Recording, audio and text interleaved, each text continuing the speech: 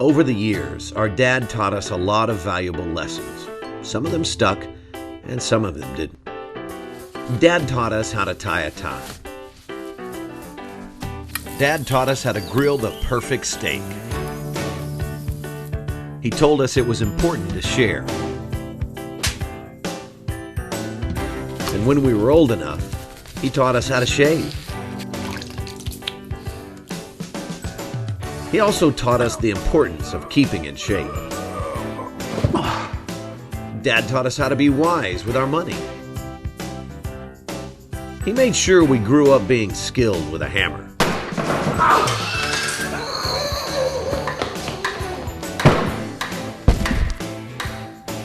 He even taught us how to make the perfect cup of coffee.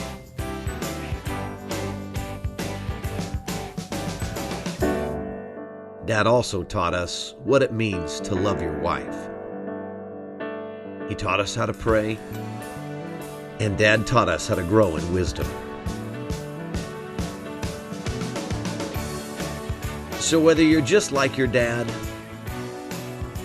or totally the opposite, this is the man who helped make you who you are. And the legacy he leaves with you will last forever. Being a dad is not the easiest thing in the world. In fact, every man dreams of leaving a legacy. But the one thing that you will battle with if you're a man, and that is how to lead. Every man is challenged to lead. I want to tell you, I remember a time when it was very, very difficult for me to lead. We actually decided to go skiing as a family, and I had a vehicle that was only 4x2. And I had the long way around and the short way around. And you'll guess, I took the short way around. But we didn't know this is going to be up a mountain pass, and it had snowed the previous night, which obviously I didn't know. Guess, we're going skiing, and I didn't think of that. So going up this mountain pass, I want to tell you, it became quiet in that car. And all of a sudden I realized I need to take a decision as a dad. Do I continue? Do I make a U-turn? I'm thinking shortcut. All of a sudden I just said, guys, I think we better pray. This is serious. And it was quiet, and I just heard silent whispers of prayer. But eventually, as we started going through this mountain pass, this vehicle started slipping and sliding. But I want to tell you, my faith was tested. And I just realized as a dad, I took a decision. I'm actually going to govern this vehicle through this pass and trust in God and make it. That's one of those times when I actually decided to lead, when it wasn't the wisest time to lead. But you know what? I had the support of my family, and my faith was strong enough. And eventually, we made it over the tip of the mountain, and yes, we arrived at the ski resort. But I want to tell you, not about the necessary heartbeat in my body. Leading. You and I are tested whether we want to lead. You know, one thing I can tell you about us as men, the fact that we can grow a beard doesn't make us a dad. The fact that we can father children, that also doesn't qualify us as a dad. It's very much the same as the fact that you're in a garage doesn't make you a mechanic. Well, being a dad takes some doing. You and I need to decide, what do we have to do to be real dads? And this whole series is about finding out, what are you and I going to do to be excellent dads? In fact, the series is called How to Get Your Dad Degree. So it's something of doing so that you can earn an accolade. And that accolade is to get your dad degree. Imagine being part of this study for 8 weeks, and then after the end of that, to get a degree from your wife to say, you know what, you have qualified. You are a dad. You are a leader of this home. Leading is difficult. Now the Bible says, therefore the man shall be the head of the wife. Now gentlemen, when do we become the head of the wife? The moment we said, I do. Now this is the strange thing. When God says that the moment you marry her, He says, lead. And you go, but I don't know how to lead. And He says, lead anyway. Okay? Because I have appointed you to lead. So this ring qualifies you to say, lead. Even if you don't know how. It's for you to decide, what will you do with that leadership? But we need to qualify one thing. You know, there's this verse in the Bible that says there in Genesis, therefore the man shall rule over his wife. Men misunderstand this verse because they see ruling as putting your thumb on their heads, pushing them down and pushing them down. But look what happens to me. As you push her down, you're going down too, buddy. So that's maybe not the way to do it. Because you see, when the Bible was written in the Old Testament, it was written in Hebrew. Hebrew, so it explains what it means to rule. So maybe if we bring it back to what it really meant in the Hebrew, we'll understand what it meant in English. Because to rule means something totally different. Now, I'm going to need to demonstrate this to you, and I need a couple. Can I ask this couple, would you come up and help me, please? Sorry to do this to you. If you can just come and stand here. And you can stand over there. Right. Here's this couple. You married?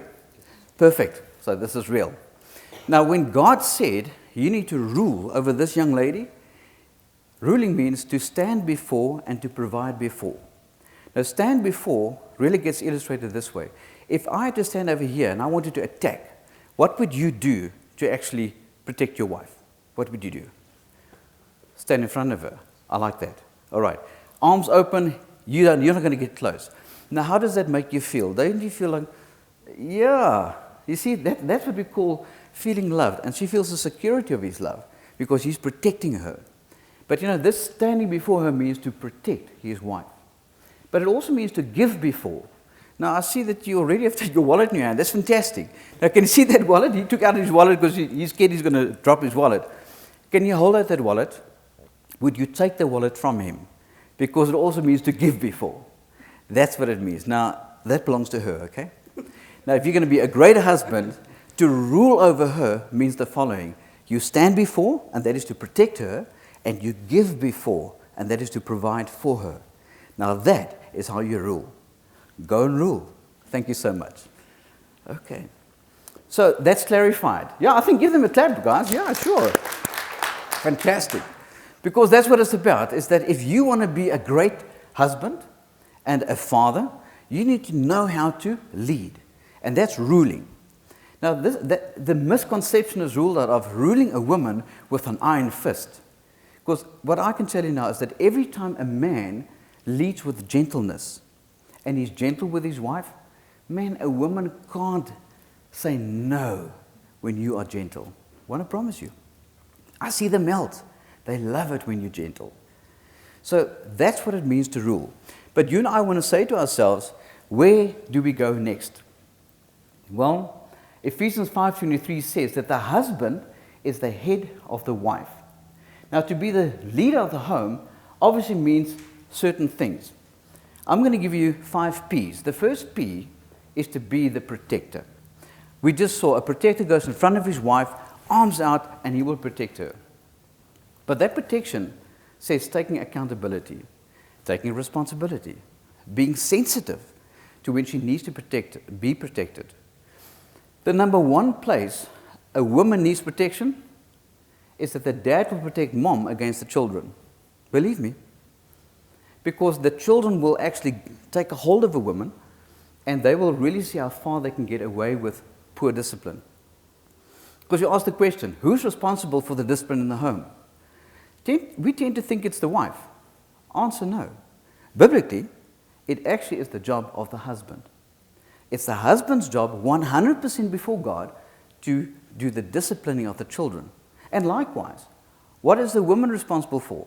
Well, she's responsible for bringing the child up in the values that they want to live out as a family. So the value, the character development is really over to the woman. Did you know that 50% of the child's character is formed at age 5? And did you know that 70% of the child's character is formed at age 7? So I want to ask you, are you spending enough time with your children so that their character can develop up until age 7? Now, what drops in my spirit immediately as a mom that is working, that's saying, oh, I'm working. Well, that's reality of life. But here's the other reality. If you don't spend time with that child to lay the foundation of their character, you will have a problem. Now, this is where the balance comes in, that the father is the protector. And he will protect by saying, my decision is as follows. I want to protect us as a family. Let's cut this out and that out so we can spend more quality time with our children in the forming stages as we basically grow them. That's number one, protector. Number 2, provider. Well, that speaks for itself. You saw the young man here, took out his wallet, because he was scared he was going to drop it, but that's the very thing that you and I have to do. is to have the wallet ready to serve our family. Now, men of South Africa, this is a great call on us, because you know what? We don't always have the means to provide. What if you lose your job? What if it happens that you lose your job? Well, the one thing that's very important is to realize that for that moment, maybe we need to make some adjustments in terms of how we lead. We might have to take some decisions as to who's going to do what.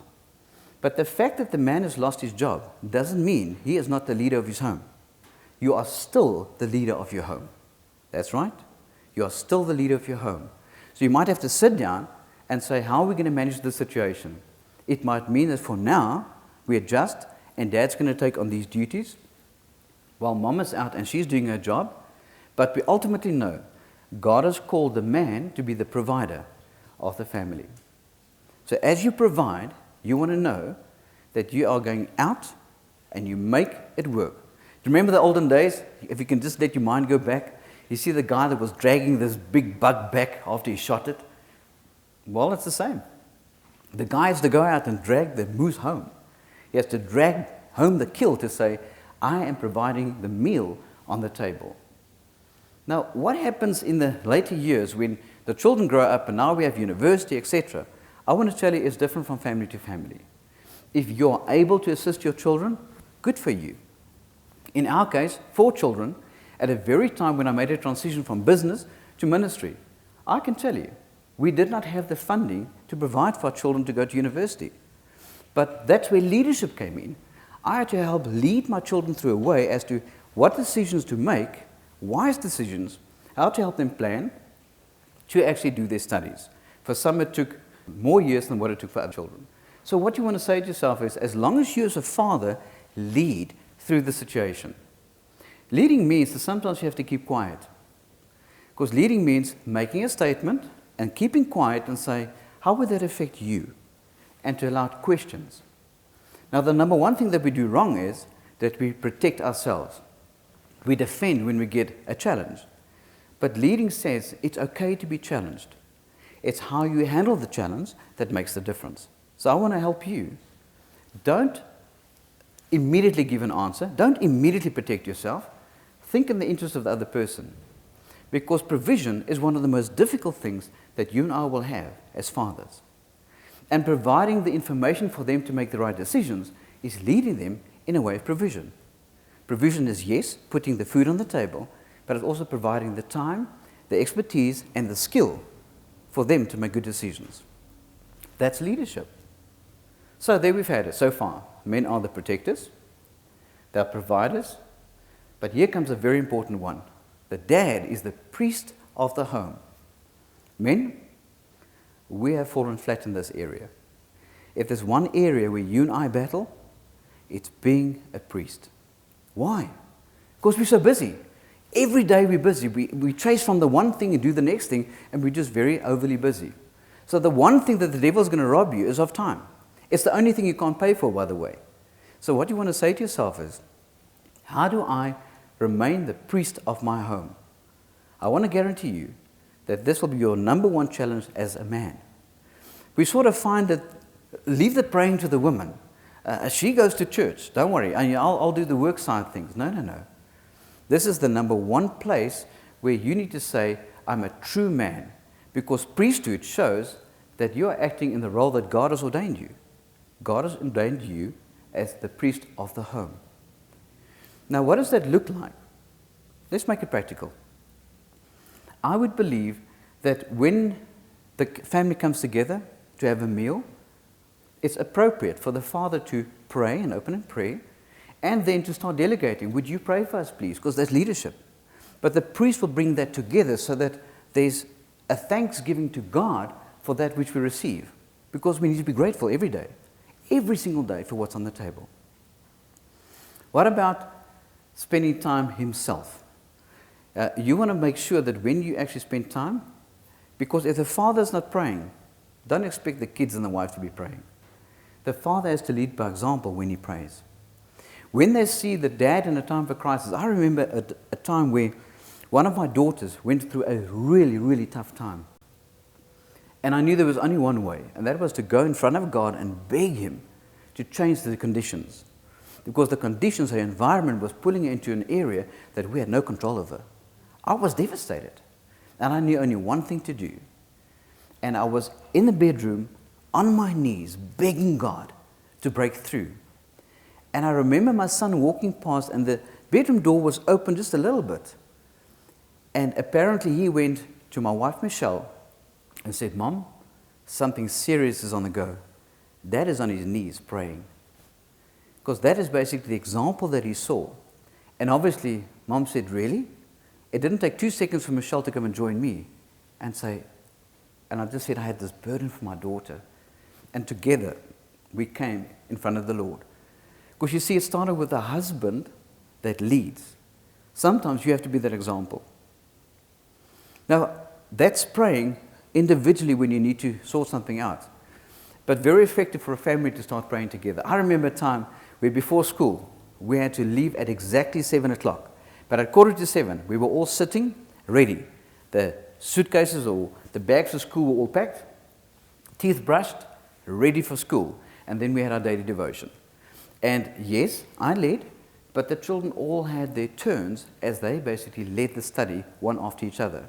And then we would have a popcorn prayer. Every person will just pop and just say something that they're grateful for or a request for the day. And the whole family used to pray. That's how we led our studies in the morning. It's important. It takes 10 minutes. But you know what? You've led your family. But the most important person that you want to pray with is your wife. I can't wait for the evenings. The one thing that I can tell you is that I put out this arm of mine. Michelle rolls into this hopefully not smelly armpit, and she basically gets held by me. I pray over her, and I thank her. I said, "Lord, thank you for this wonderful woman you've given me. Thank you for this day we've had. Oh, it was a tough one. But you know what? Tomorrow is going to be better because we put our faith in you. Lord, bless my wife. May we sleep well. Amen."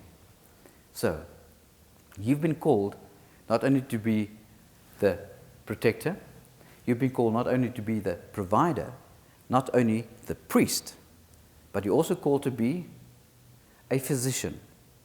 Now, a physician is the one person that really makes it happen. What does a physician mean? Well, it means that you have to literally become your wife's doctor. You know, she's sick. And she's like trying to get out of bed. She says, no, stay. Please don't get out of bed. No, you're too sick. It's okay. I'll make the lunch. I'll take them to school. And you know the women will rebel against that. Because they're stronger than us, guys. When they're sick, they're stronger than us. Us, we are weak. You know, in the moment we are sick, I mean, it's like the end of the world. You know, I'm going to die. And we moan and come on, guys. All right? But the women are stronger than us. But there comes a time where you have to be your wife's physician.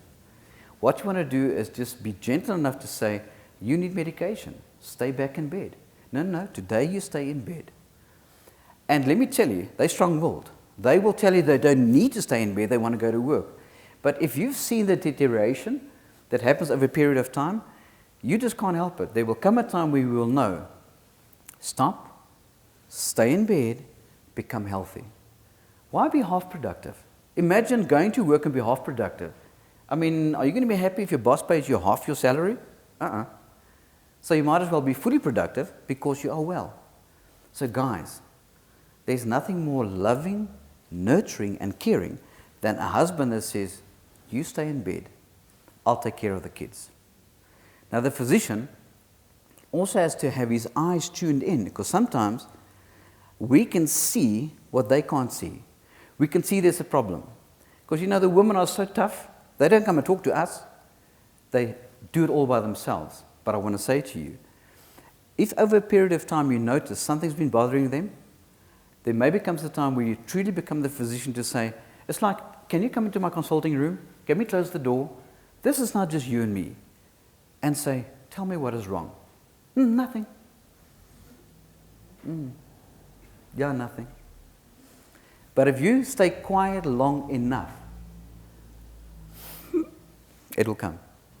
Now that's being a physician, knowing that a woman is emotional and a man is rational. To us, we want to fix things. But here's the number one thing I can tell you. Sometimes, when she starts talking, don't try and fix the problem. Just listen. Yeah, ladies, I can see your heads are going this way because that's true. Men are fixers. We want to fix everything. But there comes a time just to listen, and that's going to be okay. So, physician, you're called to do that. The last one, I call you to be the peacemaker.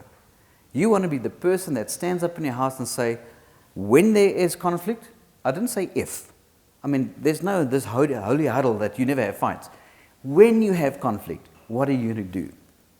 You know the good old thing? That you get into bed and it's like, you sleep on your side. No. You see, when God calls you and me to be the peacemakers, He says, put your pride in your pocket, buddy. Turn towards your wife and say, sweetheart, I'm sorry we're fighting. I'm sorry we're angry. But can we at least just make up before we go to bed? And just kiss her just right there in the forehead and say, I'm sorry for my part. We'll talk about it tomorrow. Because the peacemaker is the guy that says, we have to live up to our motto. Because Michelle and I have a motto, we choose to be happy. So if we choose to be happy as a couple, someone has to take the lead. And that's my job as a man to lead.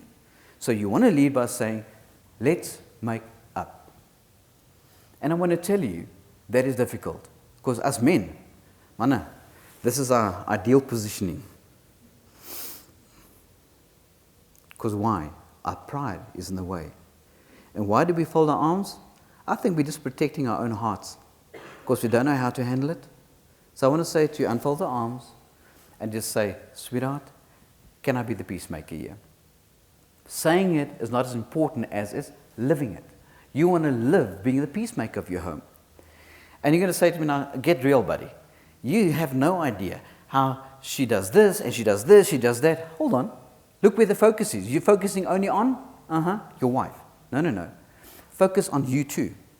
I always say, you will never understand somebody else until you put yourself in their moccasins and walk in those moccasins for a few miles. Then you understand what is wrong. So it is important. So what are the 5 ways that God wants you and me to lead? Firstly, protector. Secondly, provider. Thirdly, priest. Fourthly, physician. And fifthly and lastly was peacemaker. That's right. You're called to be the peacemaker. Now, do you always feel like leading, men? I don't know about you. Sometimes I just want to sit, watch telly and just say, leading is for the birds. I don't feel like it. I want to tell you, you're going to be challenged and I'm going to be challenged not to want to lead. But it's okay.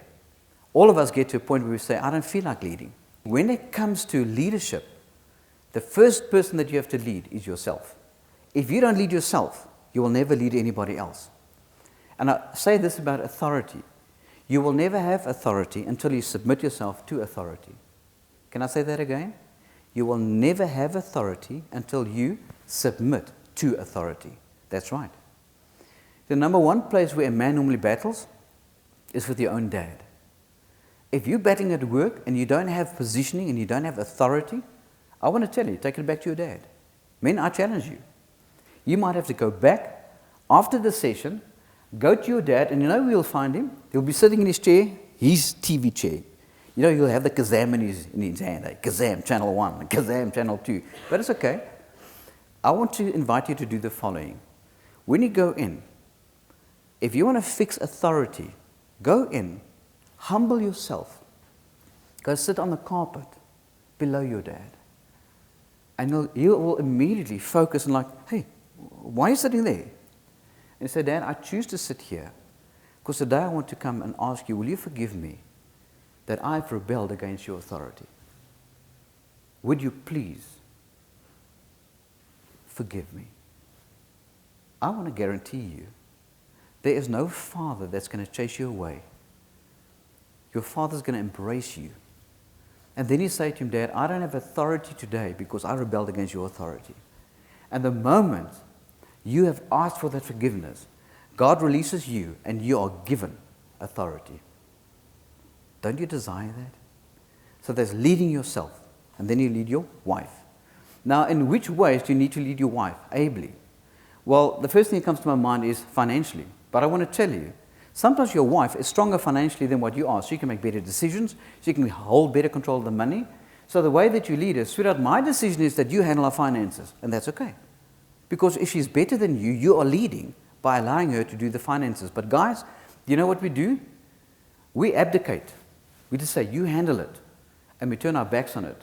and we don't check how is it really going. I want to tell you, there was a time in my life when I was in real trouble. You know why?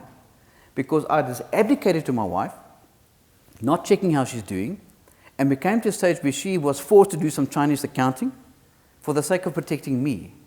And she thought she was doing a fantastic job, but she wasn't. Because in protecting me, she wasn't protecting the real situation. But what is the lack here?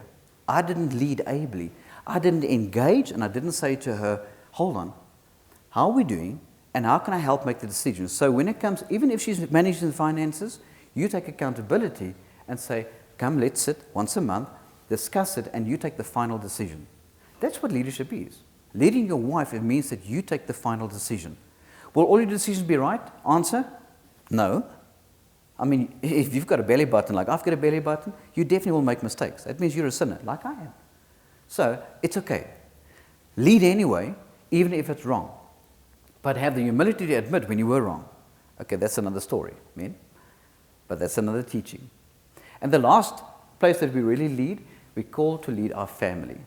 You want to lead your children on a daily basis, but I want to tell you this, and that is that when you lead your children, the problem is this, that you tend to lead them all the same way. And I want to tell you, it took us years before I realized, if you have 4 children, in our case, 4 children, they all have different behavioral styles. And if you lead them all the same way, I want to promise you, it doesn't always work. It worked for 3 of my children in the one area, and the one child just absolutely didn't work for. Why? Because the child responded in a different way. I didn't have the knowledge, my wife didn't have the knowledge to apply it correctly. Leading your family is at least finding out what are their behavioral styles. And if you don't know, find out.